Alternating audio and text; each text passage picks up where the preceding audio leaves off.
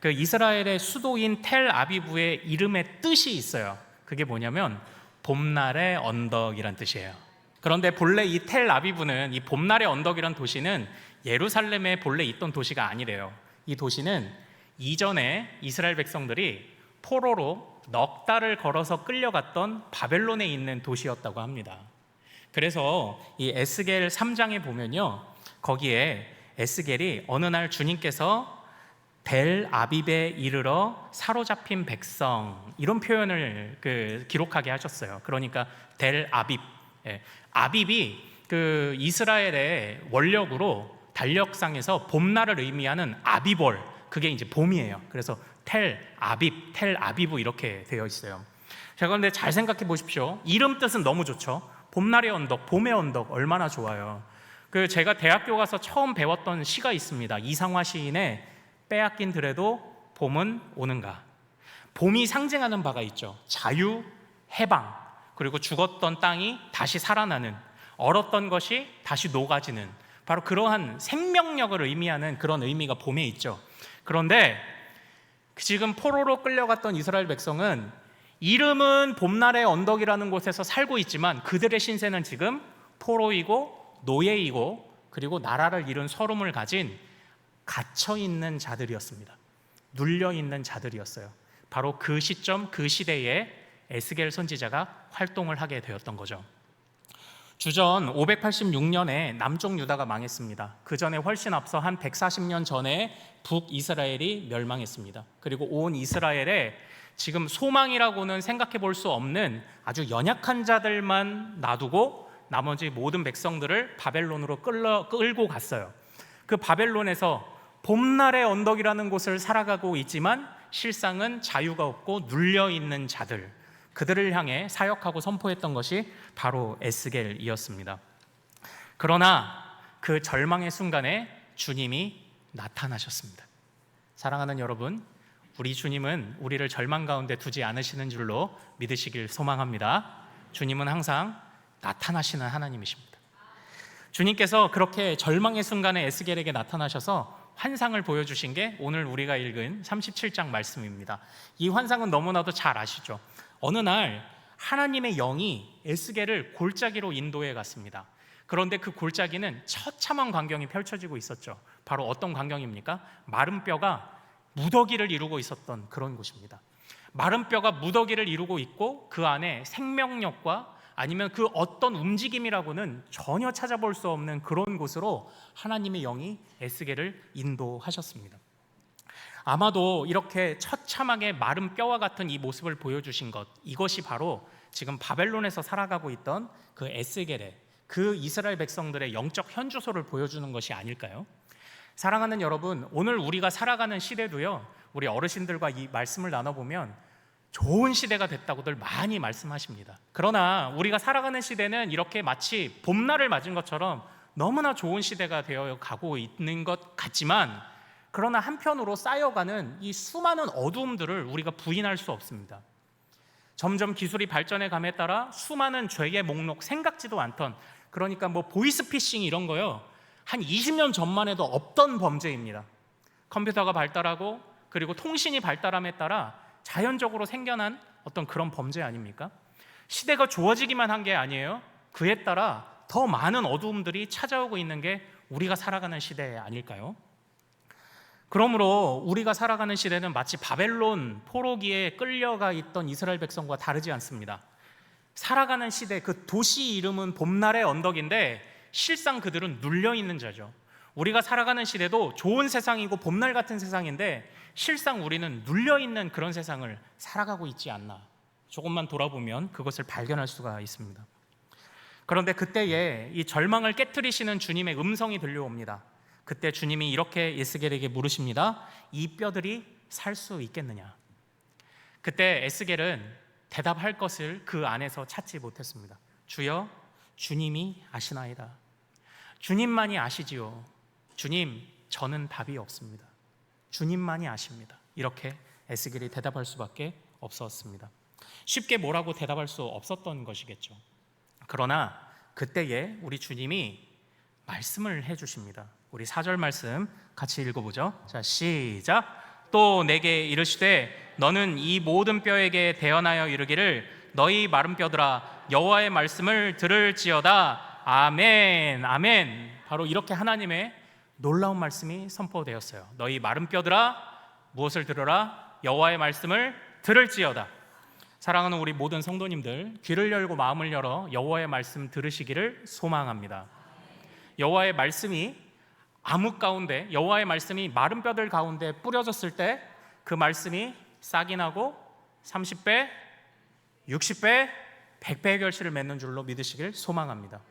하나님이 그 에스겔에게, 그 절망을 이기는 에스겔에게 주시는 말씀이 무엇이었냐? 하나님의 말씀을 선포하는 거였어요. 절망을 이기고 영적인 어둠에서 벗어나는 유일한 길이 무엇이냐? 하나님의 말씀을 붙잡는 것입니다. 저는 코로나 기간에 느낀 참 많은 감정들이 있어요. 마치 우리의 가정이나 학교, 교회 모든 곳이 다 마른 뼈와 같았습니다. 우리 성도들의 사업장은요, 문을 닫기 일쑤였습니다. 어떤 성도들은 코로나로 돌아가시기까지 했습니다. 제가 장례를 얼마나 많이 치렀는지 일주일에 4건도 치러봤습니다. 온전히 그 장례만 집중하는 것 외에는 할 수 있는 때가 없었던 그런 날도 있었습니다. 봄날을 꿈꾸며 우리의 삶의 터전들을 가꿔왔죠. 사업장도, 직장도, 가정도, 학교도, 교회도. 우리가 봄날을 꿈꾸며 그 모든 곳들을 가꿔오지 않았습니까? 그러나 그곳이 처참하게 무너지는 현장을 우리가 발견했던 것이 코로나 기간 아니었을까요? 그때 저는 주님 앞에 진지하게 물을 수밖에 없었습니다. 주님, 우리 성도들에게 영적인 봄날을 선사해야 하는 이 교회도 지금 힘을 잃었습니다. 교회도 길을 잃었습니다. 주님, 어떻게 해야 합니까? 그 기도 속에 사실 주님이 응답하신 게, 저에게 응답 주신 것이 바로 이 말씀이었어요. 제가 이 말씀을 묵상한 이후에 다시 허리를 동이고 새벽 예배가 끝나면 다시 책상 앞에 앉아 학자와 같이 말씀을 묵상하고, 그리고 그것을 말씀 일기로 적어 그때부터 성도들과 나누기 시작을 했어요. 물론 안 보는 성도도 있었겠죠. 그러나 많은 성도들이 그 말씀을 듣고 함께 은혜를 나누고, 작은 소그룹들이, 이제 허용하는 범위 안에서 작은 소그룹들이 모여서 다시 책을 나누고 말씀을 나누고 했던 그런 기억이 있어요. 그게 4년입니다. 4년.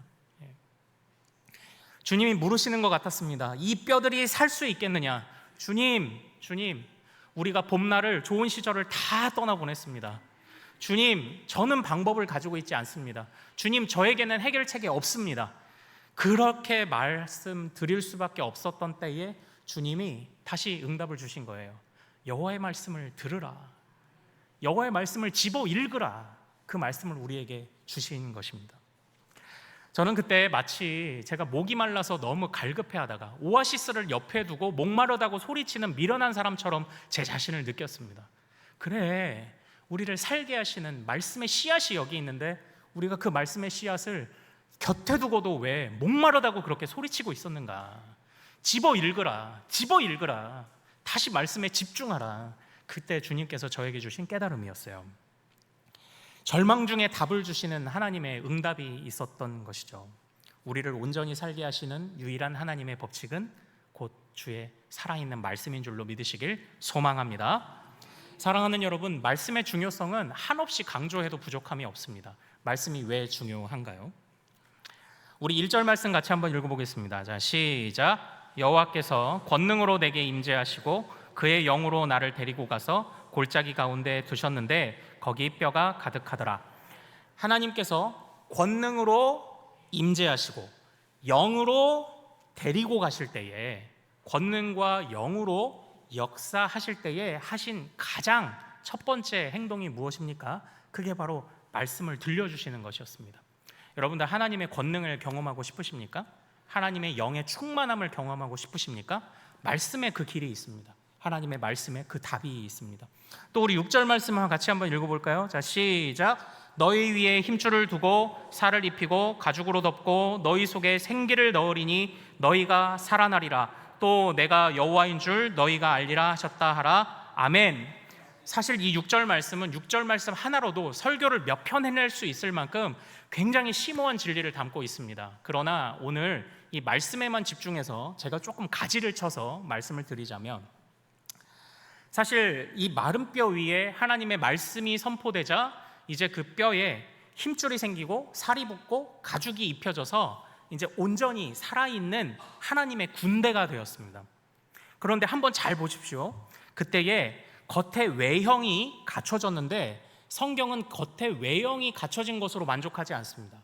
거기에 생기가 부어져야 된다고 말씀하고 있죠. 사랑하는 여러분, 우리 교회가 저는 겉모습만 멀쩡한 교회가 되기를 원하지 않습니다. 여호와의 성령 충만함으로 생기가 부어져서 참으로 살아있게 하는 교회가 되기를 소망합니다. 여러분의 가정도 우리 자신도 돌아봐야 합니다. 우리가 그럴싸한 외형들과 또 우리 가정이 우리 부부의 모습이 우리 자녀의 모습이 그럴싸해 보이는 것 같아도 그 안에 성령에 사로잡힌 생기가 없다면 우리는 그 영혼을 불쌍히 여기며 기도해야 합니다. 생기가 없이 겉의 외형만으로는 아무것도 아닙니다. 그런데 이 말씀을 좀 지나가서요. 그런데 어쨌든 그 갖춰진 외형이 갖춰지는 일과 생기가 부어지는 일이 어디서부터 시작됐습니까? 말씀으로부터 시작된 것입니다. 그 바벨론의 포로로 잡혀있던 이스라엘 백성들에게는요, 하나의 궁금한 질문이 있었어요. 고민이 있었죠. 그게 뭐냐면, 하나님, 저희가 여전히 당신의 백성입니까? 하는 그런 질문이 있었어요. 우리도 하나님 앞에 그런 질문을 할 때가 있지 않습니까? 하나님 앞에 우리가 정말 크게 회개할 일이 있을 때, 주여, 저 버리시는 것 아니죠? 하는 그런 기도를 올려드릴 때도 있고요. 또 우리가 홀로 놓여진 것 같을 때에도 주님 앞에 우리의 마음을 토로하며, 주님, 정말 나 혼자 두실 겁니까? 하는 그런 기도를 할 때가 왜 없겠습니까? 이스라엘 백성도 자신들의 잘못에 의하여 하나님의 벌을 받고 징계를 받아 끌려왔지만 그들 안에, 주님, 저희 버림받은 건가요? 주님, 우리가 여전히 당신의 백성입니까? 하는 그런 물음이 있었습니다. 그런데 그때에 하나님께서, 아니, 내가 너희를 버리지 않았다, 내가 너희를 여전히 나의 백성으로 품고 있다. 그 응답을 어떻게 주셨냐? 주님이 나타나셔서 말씀해 주시는 것으로 그 응답을 대신하셨습니다. 사랑하는 여러분, 우리는 겉모습만 그럴싸한 봄날의 언덕 같은 이 세상을 살아가고 있습니다. 그러나 그 세상에서 봄날을 누리지 마십시오. 우리의 참된 봄날은 우리 안에 영적인 싹을 틔워 참으로 새 생명 있게 하시고 30배, 60배, 100배의 결실을 맺게 하실 주님의 말씀 안에서 봄날을 살아내시기를 소망합니다. 우리가 붙잡고 봄날을 누리려 했던 우리의 인생을 맡기면 그럴싸하게 우리에게 좋은 날들 줄 것처럼 여기던 모든 것들, 우리 코로나 겪으면서 이미 다 맛을 봤잖아요. 쓴맛을 봤잖아요. 예상할 수도 없고 전망할 수도 없고 우리가 붙잡고 있던 것들 하나님이 후 불어버리시면 겨와 같이 다 날아간다는 건 우리가 다 경험했잖아요. 그런데 왜 우리가 아직도 그 모든 경험들을 잊고 여전히 세상에서 봄날을 누리려고 합니까? 말씀에서 봄날을 사십시오. 말씀에서 참된 자유와 만족을 누리시기를 소망합니다. 하나님의 말씀이 사실 우리에게 귀한 가치가 되는 이유는요, 우리 말씀이 쫙 피면 두 개로 나눠지죠. 말씀이 구, 약, 신, 약이죠. 여기서 약이 무슨 뜻인가요? 약속이란 뜻이죠. 네, 우리 큰숙교회 칭찬합니다. 상식이 풍성한 약속입니다. 사랑하는 여러분, 약속의 특징이 뭔가요? 약속의 특징은 받는 사람의 자격에 달려있지 않습니다. 약속을 해주는 사람의 호의에 달려 있습니다. 그러므로 내가 어떤 것을 받을 자격이 없지만 누군가 나보다 더 크신 이가 약속을 해준다면 나의 형편과 상관없이 그 약속을 받을 수 있는 것입니다. 약속의 특징이 그거예요. 그런데 하나님의 말씀이 우리에게 약속으로 주어졌습니다. 예전에 제가 이런 이야기를 들어보게 되었어요. 어떤 사람이요, 착한 일을 평생에 1만 개쯤 했대요. 대단하죠. 1만 개쯤 했답니다. 그래서 이 사람이 자기가 죽을 날이 가까웠을 때 병원에 누워서, 아이고, 나는 한 1만 개쯤 했고 법 없이도 살 사람이었고 착하게 살았으니 죽으면 좋은 데 가겠지, 이렇게 생각을 하고 있었대요. 그런데 갑자기 옆 침상에서 끙끙거리는 어떤 한 사람의 소리가 들리는 겁니다. 그래서 자세하게 귀를 기울여 봤더니, 아이고, 내가 착한 일을 10만 개밖에 못했는데, 아이고, 어떡하나, 이제 죽는데 어떡하나. 이런 사람의 지어낸 얘기니까 너무 긴장하지 마십시오. 그 전도 폭발 훈련을 받으면 그 안에서 나오는 예화입니다. 너무 긴장하지 마세요. 네, 사랑하는 여러분, 이 안에서 잘 발견하십시오. 우리가 착하다, 무언가를 손에 쥐고 있다, 공로를 쌓는다는 것은 너무나 상대적인 겁니다. 기준이 없어요. 나는 1만 개쯤, 2만 개쯤, 한 5만 개쯤 해서 잘했다고 생각할지 몰라도 나보다 더 많이 가진 사람이 나타나면 나는 아무것도 아닌 게 되어버리는 겁니다. 이 세상에 우리가 움켜쥐고 있는 바로 그 모든 것들이 그러하지 않습니까? 남하고 도토리 키재기 하다 보면 절대 만족이 없습니다. 내가 많은 것 가진 것 같으신가요? 내가 많은 것 누리고 있는 것 같으신가요? 나보다 더 많이 가진 사람 나타나면 우리 안에 갑자기 비참함이 느껴집니다. 그 안에서는 영적인 봄날을 절대 누릴 수 없습니다. 그러나 우리의 외형으로 하나님, 저는 이렇게밖에 생겨먹지 못했는데요. 하나님, 저는 이렇게 미련한데요. 하나님, 저희 집은 금수저도 아닌데요. 하나님, 어떡합니까? 그러나 주님이 우리에게 그의 생명의 말씀을 약속으로 주셨다는 것은 우리의 상황, 형편, 출신, 성별 어느 것도 상관하지 않는다는 것입니다. 오직 주시는 이에 달려있는 줄로 믿습니다. 주신 이의 의지가 중요한 거예요. 그런데 그 하나님이 우리에게 그 약속을 주시기를 원하시죠. 우리의 감정과 기분, 상황과 형편을 뛰어넘는 하나님의 생명의 말씀이 바로 우리에게 오늘 주어졌습니다. 사랑하는 여러분, 귀를 열고 마음을 열어 이 말씀을 들으십시오. 그리고 성경을 집어들어 펼쳐 읽으십시오. 그 말씀이 여러분을 살게 할 것입니다. 그래서 우리 믿음의 선배들은요, 이미 많은 것들을 고민하고 연구해놨다고 했잖아요. 특별히 종교개혁가들은 뭐라고 얘기하냐면, 참된 교회는 그 첫 번째로 말씀이 신실하게 선포되는 교회가 참된 교회다라고 그렇게 고백을 했습니다. 사랑하는 여러분, 우리 큰숲교회가 참된 교회 되어야 하지 않겠습니까? 그것은 저에게만 달려있는 일은 아닙니다. 여러분들, 우리 모든 성도들이 말씀을 사랑할 때 큰숲교회가 정말 참된 교회가 될 수 있는 줄로 믿습니다.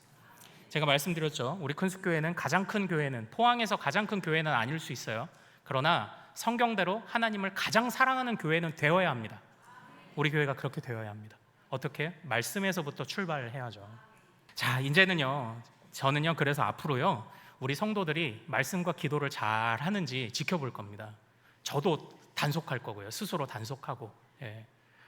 그런데 어떻게 지켜볼 거냐면요, 우리 안에 말씀과 기도를 충실하게 하는 사람은 분명히 변화가 나타나요. 예수의 흔적을 벗어버리고, 흔적을 가지고 세상의 옷을 벗어버린 증거들이 우리 안에 나타날 건데요, 그 중에 하나가 지난주처럼 우리 성도들이 영안이 열리나 안 열리나 제가 볼 겁니다. 예.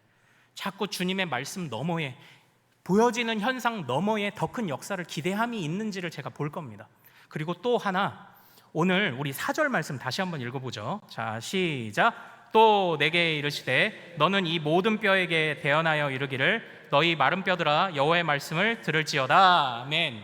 제가 이 말씀의 서두는 여호와의 말씀을 들을지어다에 힘을 줬죠. 자, 그러나 지금부터 할 이야기는 여호와, 너는 이 모든 뼈에게 대언하여 이르기를, 요 대언이라는 말을 조금 설명드리고 마치도록 하겠습니다.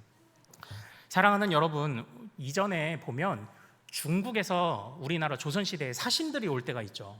사신들이 와요. 그런데 사신들이 오면은 그 사신 앞에 우리나라 왕이 절을 합니다. 왜 우리나라 왕이 절을 할까요? 왜 절을 하죠? 바로 그 사신에게 절을 하는 게 아니죠. 사신의 권위는 황제의 권위이고 사신의 말은 황제의 말이기 때문에 우리나라 왕이 그 중국 황제 앞에서 절을 한 것 아닙니까? 마찬가지로 하나님께서는 이 세대 가운데 우리를 이 땅 가운데 사신과 대사로 파송하셨습니다. 그러므로 우리가 해야 하는 말은요, 오직 그분의 말이고 그분의 생각이어야만 합니다. 우리 예전에 한미 FTA 이거 협상할 때에, 우리 하는 외교관들이 미국으로 가죠. 협상할 때에 그냥 밀당을 합니다. 주고받고 합니다. 그런데 함부로 막 협상을 하나요? 아니에요. 그들은 오직 대통령과 정부의 뜻대로만 협상을 합니다. 만약 자기 맘대로 협상하면 어떻게 되나요? 파면시켜서 소환해버리죠. 더 이상 외교관의 자격이 없습니다. 이스라엘 백성들이 왜 바벨론으로 끌려갔습니까? 열방의 빛이 되라는 대사와 사신의 사명을 잊어버렸기 때문에 하나님이 그들을 추방해버리신 것 아닙니까? 우리에게도 동일한 책임이 주어집니다. 우리가 하나님의 말씀을 대언해야 합니다. 우리의 말은 하나님의 말이어야 하고요, 우리의 입술은, 우리의 생각은 하나님의 것이야만 합니다. 예수 흔적이 묻어나는 말, 그리고 우리가 세상의 것을 벗어버린 말이 우리 안에 있어야 될 줄로 믿습니다. 우리 같이 한번 따라합시다. 주여, 입술을 주장하여 주옵소서. 이 기도 제목을 가지고 꼭 기도하시는 우리 모든 성도님들 되시기를 소망합니다. 단순히 성경을 많이 읽으세요. 그러나 많이 읽음을 넘어서 우리의 입술이 주의 말씀을 온전히 대언하게 하옵소서. 이렇게 기도하십시오. 우리 그 화면 준비된 것 있는데 하나 좀 보여주실까요? 우리 믿음의 선배 아우구스티누스가 이렇게 고백했습니다. 고백록에서요. 우리 같이 한번 읽어보죠. 시작. 당신이 명하시는 것을 주시고 당신이 원하시는 것을 명하소서. 아멘. 당신이 명하시는 것을 말하게 하시고 나의 모든 말이 당신의 것이 되게 하옵소서. 이 위대한 고백을 절대 잊지 않는 우리 성도님들 되시기를 소망합니다.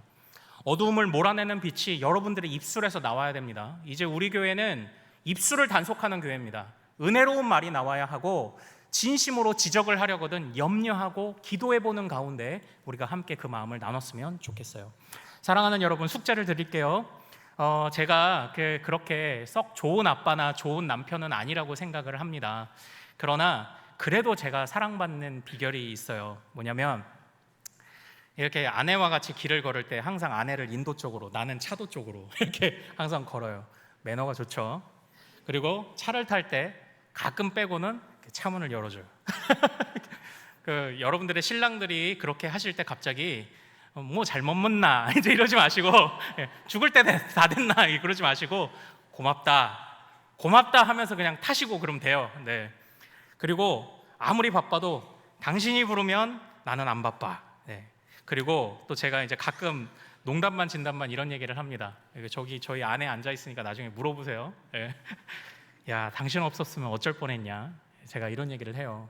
근데요, 정말 고마워서 그런 얘기를 하는데 어떨 때는 그 얘기를 해서 더 애틋해지는 것도 사실 있어요. 예. 그러니까 결론은 제가 좀 우스갯소리를 섞었지만 여러분들 가정에서부터 여러분들 자녀들에게 인정받는 입술이 되십시오.